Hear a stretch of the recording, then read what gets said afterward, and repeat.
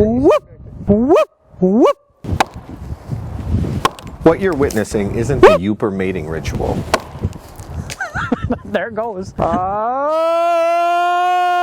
howl of a Bigfoot investigator trying to communicate with Sasquatch, who they say lives in this UP forest. I've found footprints, I've seen eye glow, we've found tree breaks and stick structures. I have not had my own Class A sighting. When you can see the animal or creature fully, there's no room for misidentification.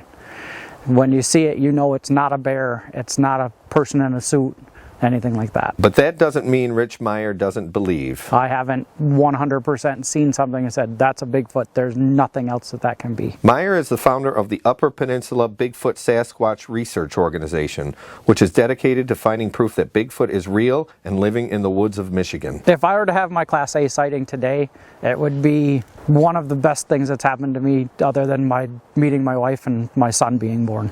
Rich and his fellow Bigfoot investigator, Sean Mullins, are scouting the woods at the edge of the Seney National Wildlife Refuge in the central UP. We've got a tree that's roughly 2.5 inches at its base that comes up and is arched at around 7.5 to 8 feet tall and comes back down to the ground on the other side. It could be a road sign, it could be a marker for other Bigfoots that come through the area, things like that. Yeah. We tried to bend our own trees over. We broke one off. You can see the ground moving behind it. The other we've ripped out of the ground. We're trying to bend it down right here.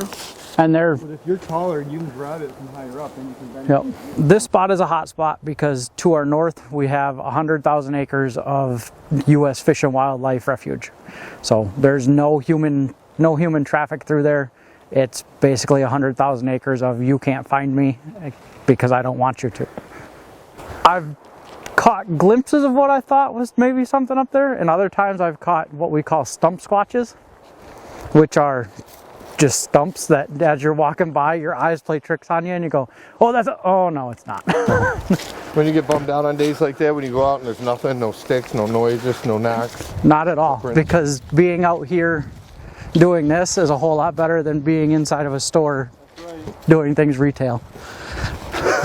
Finding Bigfoot has proved difficult for all who have searched for it. The legend of a large fur-covered wild man can be found in almost every culture in the world, but that legend became mainstream after the 1967 appearance of the Patterson-Gimlin film, the most famous Bigfoot evidence there is so far, which shows a hairy creature on a leisurely stroll through the California woods.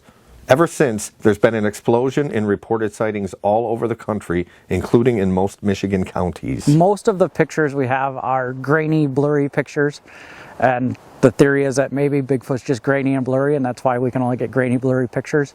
For a picture, it's going to have to be clear. It's going to have to be better than the Patterson-Gimlin footage. The Patterson-Gimlin footage is the best we have currently, and that was taken 50 years ago. Unfortunately, a picture is probably not going to do it. My group, we're a no harm, no kill group, so we're not going to try to capture one or kill one. The only thing we can do is make sure that our evidence and the way that we collected our evidence is rock solid. Rich also has a digital recording from a night he spent camping in the woods that maybe captured Bigfoot moving around his campsite. Maybe. This is all of my notes where there's something happening on the recording. You can hear rock shuffle, and then you hear there's some bottles that were on the ground. Okay. You can hear the bottles move, and then you hear stick breaks.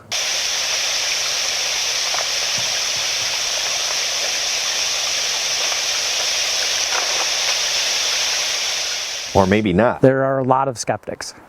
It's getting to where the skeptics aren't, oh, you're crazy and that's not going to happen, to the skeptics are, well, you got to show me some 100% proof. They didn't get that proof on that day, but they weren't discouraged. Someday, they're convinced, they'll encounter Sasquatch.